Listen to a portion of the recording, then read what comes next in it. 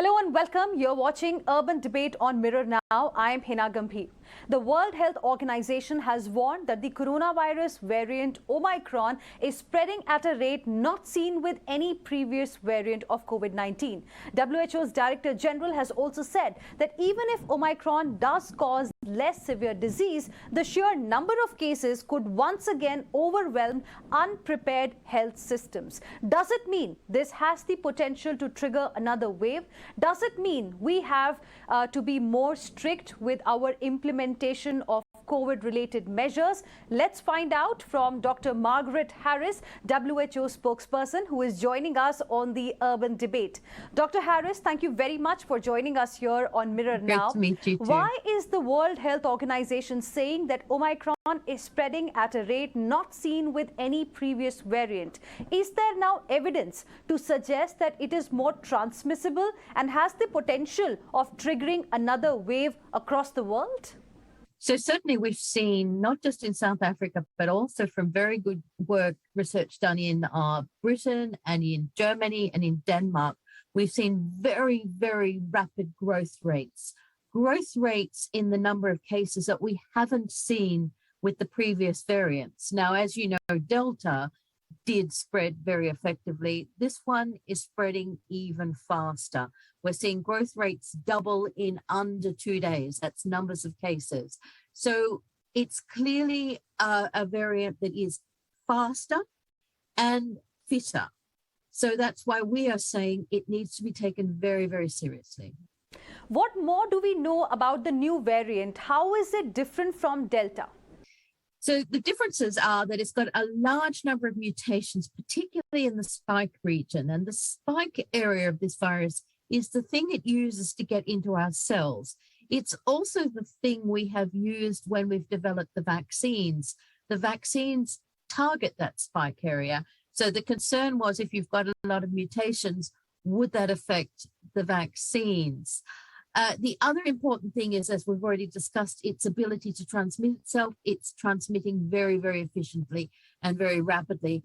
The third thing that concerned us a lot initially was that people who'd been infected with previous versions of the SARS-CoV-2 virus were being reinfected with the Omicron virus. And we are certainly seeing now record numbers of cases in many countries, such as the United Kingdom, other European countries, and even countries as far away as Australia are now seeing very large increases. Now, Omicron case count, we know, Dr. Harris, has been going up around the world. You're also mentioning how in some parts of the world, the numbers are rising quite fast. Who is being impacted by Omicron more, the young or just the unvaccinated? What has been the pattern like? So in many of the countries, the groups that recorded the most cases were the young. Now, this is normal. We've seen this in other ways because the young tend to get out more, tend to mix more socially in large crowds, all the things that we're saying to avoid.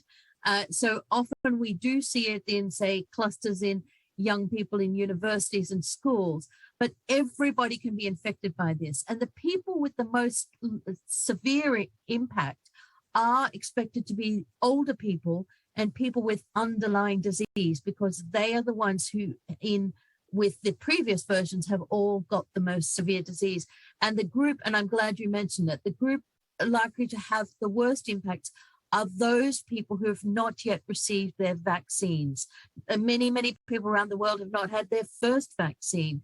So it's absolutely critical that everyone get vaccinated now, because we are seeing that the vaccines are holding up. They're doing their job about preventing people from getting the most severe forms. But if you haven't been vaccinated, the vaccine can't do its job. It's an important point that you're making, Dr. Harris, but in India, a 7-year-old has tested positive with Omicron variant. So I want to understand from you, are kids vulnerable with this new variant of concern? Indeed, in South Africa, some of the early data found that there were a lot of children in hospital positive for Omicron. But the reason that data came early was in South Africa, they test everyone who's in hospital. So if kids came into hospital with malaria or other illnesses, they would be tested to see whether or not they had SARS-CoV-2, whether they had COVID as well. And they found that these kids did have the Omicron variant. Now, they weren't sick with it. They were sick with other things. But certainly we do know that children and young people are getting Omicron. Now, going back again to the previous question that I asked you about, how do you see Omicron variant as compared to Delta? You told us that, it's of course spreading faster than Delta, but is it even more severe than Delta? It's transmitting much faster than Delta. Now, Delta was the fastest transmitter we had before. And I know you in India saw an enormous wave from Delta. And certainly, I think you mentioned, is it causing the waves now? And we are certainly seeing the last wave in South Africa was all Omicron, and it's still causing case numbers at record levels. So in terms of transmission, speed of spread, it's faster than Delta. Now, what we don't know yet is whether or not we will see more severe cases. But if you have large numbers of people infected, we do know that 10% of those people will get severe disease, especially if not vaccinated. So if you have huge numbers of cases, even if most of them are not severe, you will still have large numbers of people who need hospital care, and you will run out of beds and have that terrible situation where people can't get the care they need. So that's why we're saying, take it seriously, stop the transmission. Now, we have vaccines today which weren't there when the pandemic came in our lives. Is the panic with Omicron justified? Should normal international air travel resume now? So we at WHO say don't close borders. We say, yes, look at who is coming in, where they're coming in from. Look at different measures you can take, like the testing, managing the self-isolation, so that you control whether or not the virus spreads through your population. But we are also saying you need to do this at all levels of society. You need to be assuming that you've got Omicron and assuming that it will spread very rapidly if you don't take the measures to stop it. And those are the physical distancing, stopping the crowding, avoiding being crowded in closed spaces, improving the ventilation in all your buildings. So working from home if you can, avoiding situations where you have to be crowded into transport. And if you can't avoid those situations, wear that mask and wear it properly, right over your nose and mouth. And do all this and, of course, get vaccinated. Do we know if the existing vaccines are effective against Omicron variant? Is there enough data? We're looking at this research now. What we don't expect, they won't necessarily stop you from spreading it from one person to another. So what I mean is, even if you're vaccinated, the virus can get into your nose and mouth. But the vaccine will help your immune system, your body, fight it off so that you don't get the severe version. But while that's happening, you've got some virus in your nose and mouth. So if you're not wearing a mask and you're not taking precautions, you could spread it to the rest of your family, to the rest of your friends, to all your co-workers. And this is what we are seeing. So the important thing is to understand the purpose of the vaccine is to stop you from dying. It's to stop you from getting in the hospital with severe illness. It is not so good at stopping you from spreading it to someone else. Now, some countries have already started the booster shot. I want to understand from you, what is the recommendation of the World Health Organization? Because India is yet to take a call on booster shots. What will you suggest? So our policy for the world is the people most at risk are the ones who've never had a shot. The people we want to see vaccinated are the people as yet not vaccinated. Even in the countries that have got very high levels of coverage, 80, 90%, they are still seeing their hospitals fill up with people who are very sick, and the vast majority of those are people who've not been vaccinated. So for us as a World Health Organization, our focus is get that vaccine to everyone who has not yet been vaccinated. The discussions about boosters, those are decisions that countries make. But we as the World Health Organization say you're really critical thing is to find the people who've not yet been vaccinated. And it's often because they haven't had access to a place or a person, or it's a language problem. Find those people, help them to get vaccinated. So if I've understood you correctly, you want countries to focus on vaccinating all first and then consider a booster dose? Yes, this is exactly what we want. And we would like it to all the most high-risk groups to be vaccinated first, and that's around the world. So we are really focusing on getting the supply, the doses, and working with the countries that have not yet been able to get many of their populations, including their health workers. 1 in 4 health workers in Africa is yet to be vaccinated. And that's a critical thing that must change. Now, scientifically, can you tell us when should be the right time for a booster dose? For example, in India, the vaccination drive started in January. We are speaking in December. Do we need to now begin the booster shots, especially for people, the frontline workers, the healthcare workers who were vaccinated in, say, January or February? So it does depend very much on which vaccine you had. But what we do see is that after about 6 months, there's a reduction in what we call the neutralizing antibodies. That's part of your immune system that attacks and holds the virus when it enters your body. And while the other parts of the immune system come and do their job.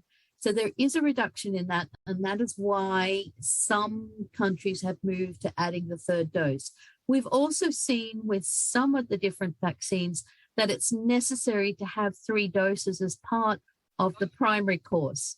So we did this with a couple of the inactivated vaccines, that's the Sinovac and Sinopharm. We have recommended that you have the 3rd dose added if you're over 60.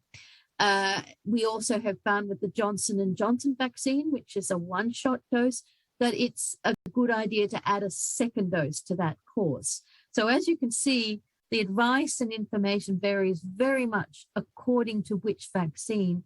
So that's why we would say overall, it's important to know which vaccine you had and to be guided by the advice from your national health authorities.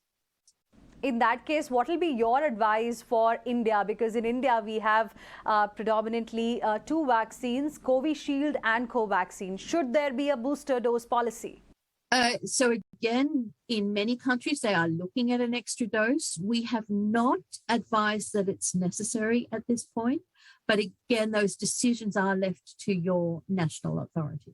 Do you think some sort of a vaccine tax will help fight vaccine inequity, which is a big cause of concern? Because even if one country, one region is unvaccinated or left behind, we will not be able to defeat coronavirus pandemic. That's an interesting concept. We're not really finding that the problem is lack of funding for us. It's really inability to get hold of the vaccines that we've got contracts for. And many of our brothers and sisters in Africa particularly have said, look, we have the money. We want to pay. This is not charity. We just want to buy the vaccines.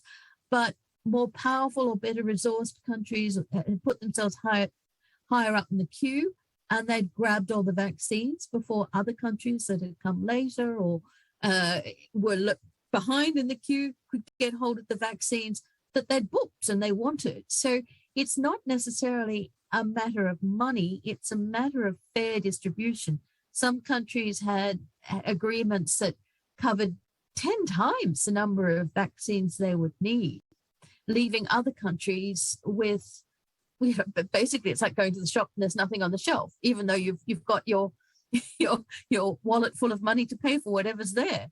So we had set up the system called COVAX in order to ensure that there would be orderly distribution. Unfortunately, that did not happen, especially early on. We are now getting many, many more vaccine doses flowing through COVAX, but it's much later than we would have wanted.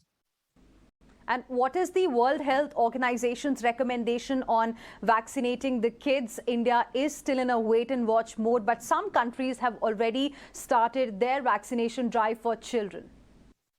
So at this stage, we are saying that children, because they tend to have much less severe illness and they they're a lower risk population for the severe disease. And that's what vaccines are designed to prevent.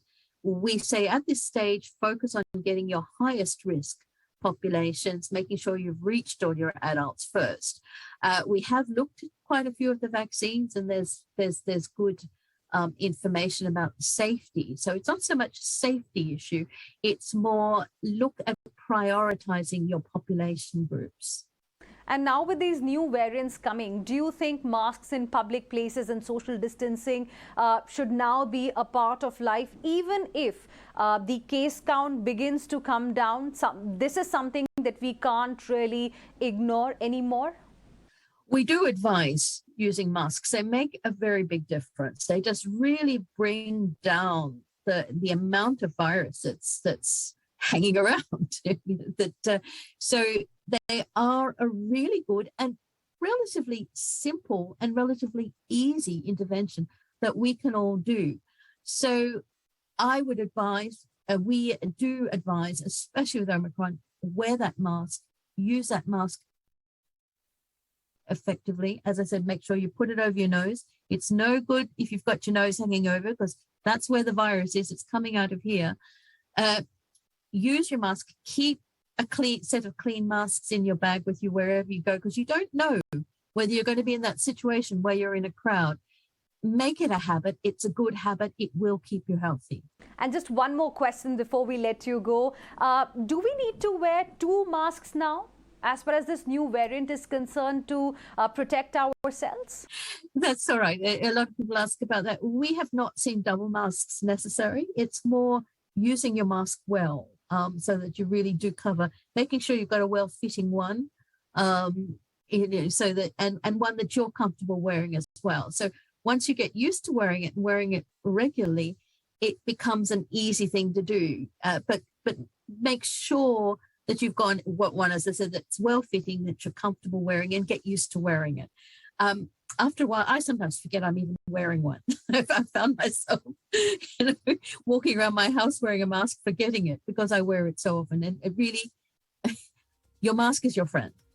All right, Dr. Margaret Harris, I appreciate you joining us here on Mirror Now. Thank you very much for speaking with us. And you, and my best to you and all your listeners and readers.